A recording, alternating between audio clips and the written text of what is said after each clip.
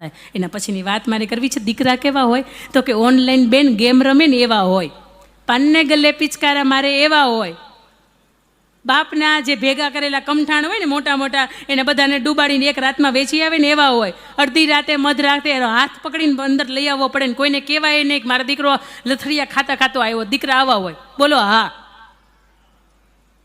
ન હોય? આ પાણીદાર પટેલના દીકરા આવા ન હોય. ઈ ઓલો કબીર છે ને, કબીર મૂવીની અંદર એમાં ગાંજોક સિગારેટ ફૂંકતો હોય તો એ હારો લાગે. આ સૈયારા મૂવી આવ્યો હોય એની અંદર એ સિગારેટ ફૂંકતો હોય તો હારો લાગે. પણ એક વખત તમારું મોઢું અરીસામાં જોજો, તમે એમાં સિગારેટ ફૂંકતા હોય તો નો હારે લાગીએ આપણે.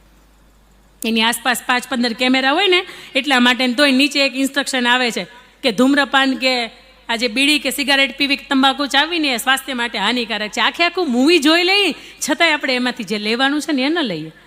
અને ખાસ કરીને દીકરા કેવા હોય એની મારે તમને એક વાત કરવી છે. હમણાં 15 ઓગસ્ટ નજીક આવે છે.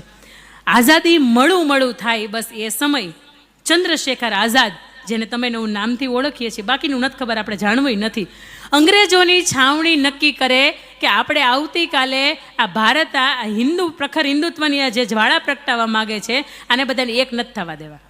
ગમે એમ કરીને વિક્ષેપ આપણામાં કરે, આપણી જનસભા થવા ન દે અને રાતે મોજથી ઊંઘે. ચંદ્રશેખર આઝાદને વિચાર આવે કે આ બધાનો દિવસ બગાડવો હોય ને તો આ બધાની રાત આખી હુવા ન દેવાય. આખી રાત હુતા ન હોય ને બધા જાગતા હોય ને તો દિવસ આખો હુઈ જાય, એટલે આપણને નડે નહીં. જ્યાં પણ એ લોકોની અંગ્રેજોની છાવણી હોય તેઓ બોમ્બ બ્લાસ્ટ કરી આવે અને પોતે ત્યાંથી ભાગી જાય. અંગ્રેજ સરકારના નાકમાં દમ થઈ ગયો કે આ માણસ મળતો કેમ નથી. ચંદ્રશેખર આઝાદના નામ ઉપર 5000નું ઇનામ જાહેર કરે છે અને કહે છે કે 5000 રૂપિયાને રોકડા આપવામાં આવશે આ વ્યક્તિને કોઈ ગોતી દઈને તો. પણ આપણે બધા સનાતન ધર્મ હિન્દુવાદી હતા, આપણે બધાને ગુલામીમાંથી મુક્ત થવું હતું, એટલે કોઈ વ્યક્તિનું નામ ન દે. બને છે એવું કે એક વખત અંગ્રેજોની છાવણીને બરાબર એની અંદર બોમ્બ બ્લાસ્ટ કરે અને જંગલની અંદર એ માણસને અંગ્રેજોની ટુકડી હોય ઓળખી લે. આગળ ચંદ્રશેખર આઝાદ ભાગે, એની પાછળથી એની ટુકડી ભાગે અને થોડીવાર એક ગામનું પાદર જેવું આવતું હોય અને ત્યાં જંગલની અંદર એક ઝૂંપડી હોય. એ ઝૂંપડીની અંદર એ ભાગતો ત્યાં જતો રહે. ત્યાં જુએ છે તો એક પાથરણિયું હોય, એની અંદર એક બા સૂતા છે અને દીકરી છે એ દીવાના અજવાળા ઉપર ત્યાં બેઠી છે. દીકરીને એવું કહે છે, બાને એવું કહે છે, બા પ્રણામ, હું પણ એક રાષ્ટ્રભક્ત છું, એક દેશપ્રેમી માણસ છું, એટલે મારા તમારા અહીંયા આવવાથી કોઈ ચિંતા નહીં કરતા. બાની પાસે બેસે છે ને બેને એવું કહે છે, બેન પાણી ભરી દેશ? બેન છે એ પાણી ભરીને આપે છે ને બાને પૂછે છે કે બા તમે એકલા જ આ ઘરની અંદર રહ્યો છો? હા બેટા.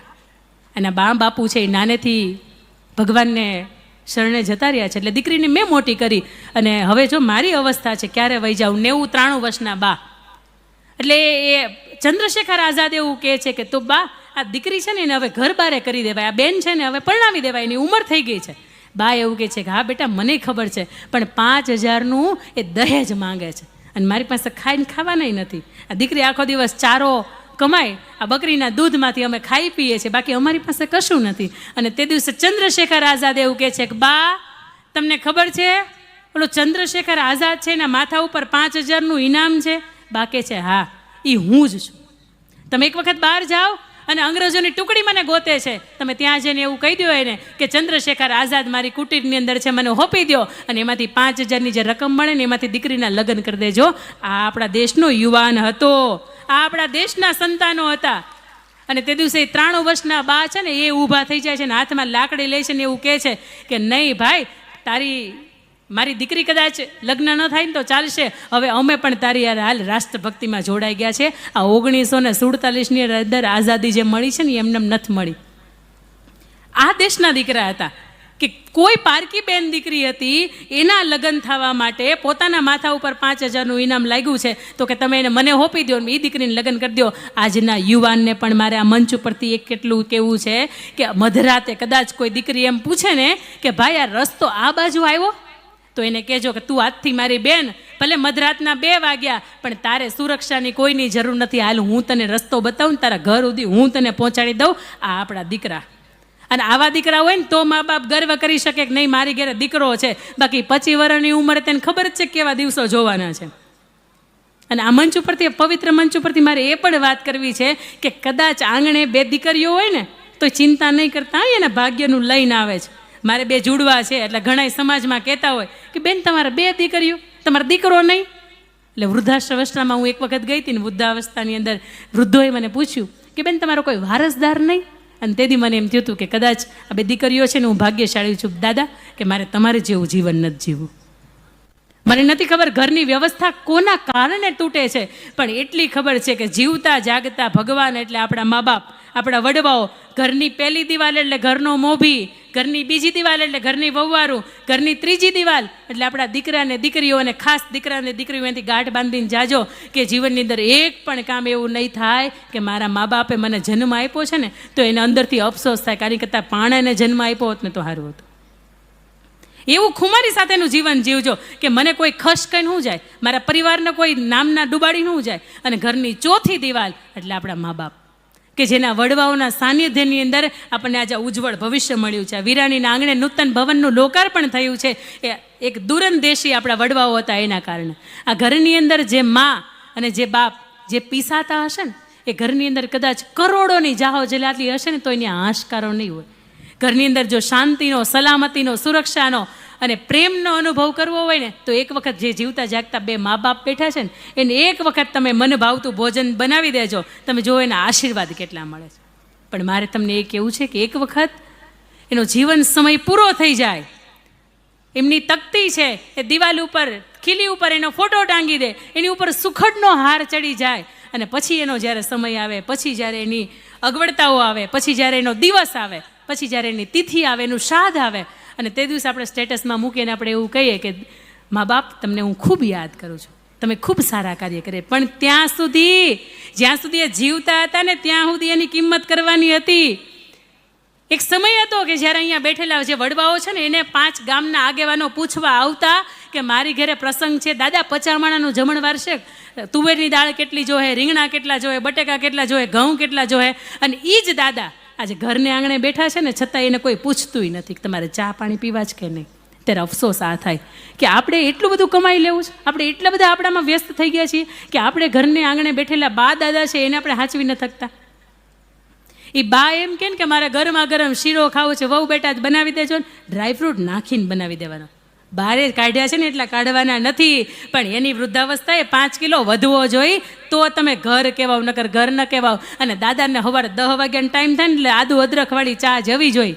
બપોર પછીનો 5 વાગે ને એટલે એલચીવાળો ચાનો કપ જાવો જોઈએ. દાદાને કહેવાનું કે દાદા તમારા 2 મિત્રો હોય ને એને ઘરે લઈને આવો ને એ ચા પાણી પીવે.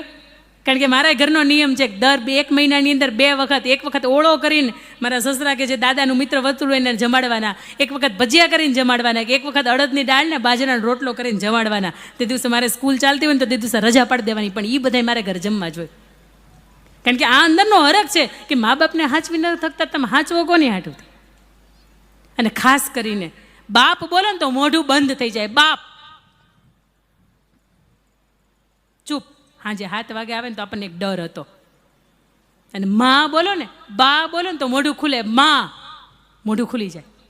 આ મોઢું ખોલવાનું અને મોઢું બંધ કરવાની વચ્ચેની જે અવસ્થા છે ને બસ એ જ આપણું જીવન. મા બાપે આખું આખું આપ્યું, આટલું સરસ મજાનું શરીર આપ્યું, આટલી સમાજની અંદર નામના આપી, પૈસે ટકે સુખી થયા, પણ કોની હાટુથી? મા બાપને શું આપ્યું? અને એ માં કદાચ ભણી નહીં હોય તો આપણે કંઈ પણ ડિસિઝન ચાલતા હોય કે ઘરની અંદર કંઈ પણ પ્રસંગ ચાલતો હોય ને કોઈ એવું કે, અને એમાં બા ખાસ કરીને એમ કે મને ટોપરાના લાડવા ઓલા બહુ ભાવે, ટોપરા પાકે રાખજો. તરત આપણે એવું કંઈક બંધા તું તો અભણ છો, તને કંઈ ખબર ન પડે. અત્યારે કોઈ ટોપરાના લાડવા રાખતું હશે?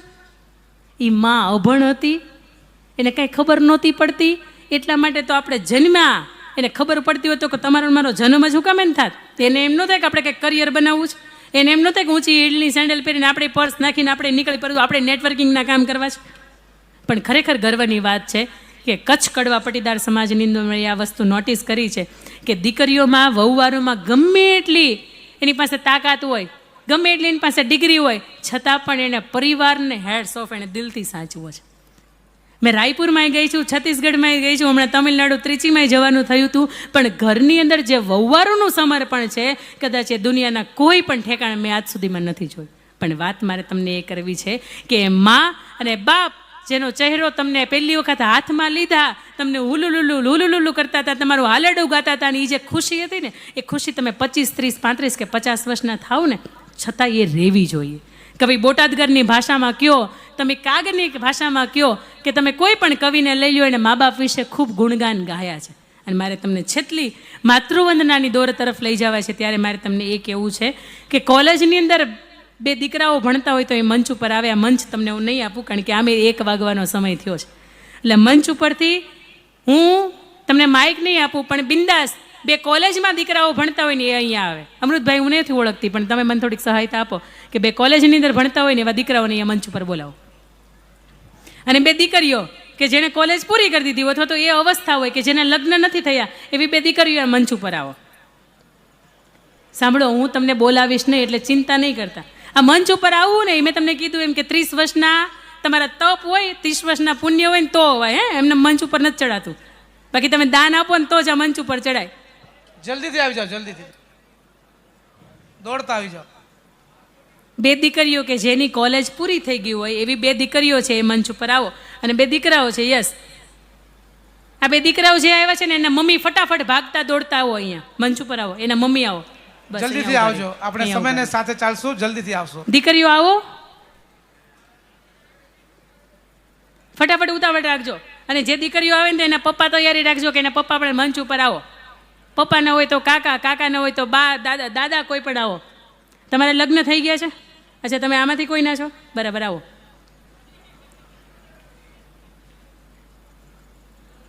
આ 2 દીકરીઓ છે ને એના પપ્પા આવો ફટાફટ.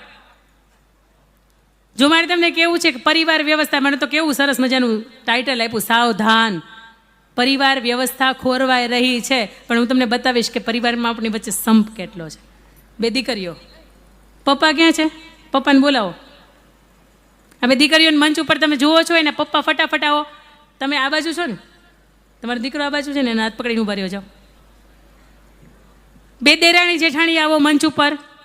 2 સાસુ વહુ આવો. 1 નણંદ ભાભીની જોડી આવો. 2 સગા ભાઈ આવો.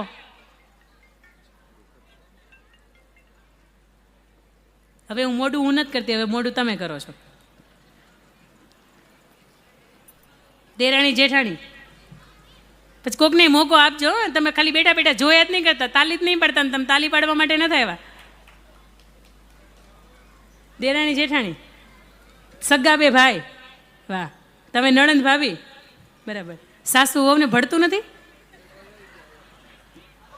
આવો આવો આવો. 1 હજી આવી જાઓ. આખો પરિવાર ચડ્યો તો એવડો મોટો હમાઈ ગયો ને આપણે નહીં હમાઈ. હવે તમને જોયા હતા અમે અહીંયા મંચ પર.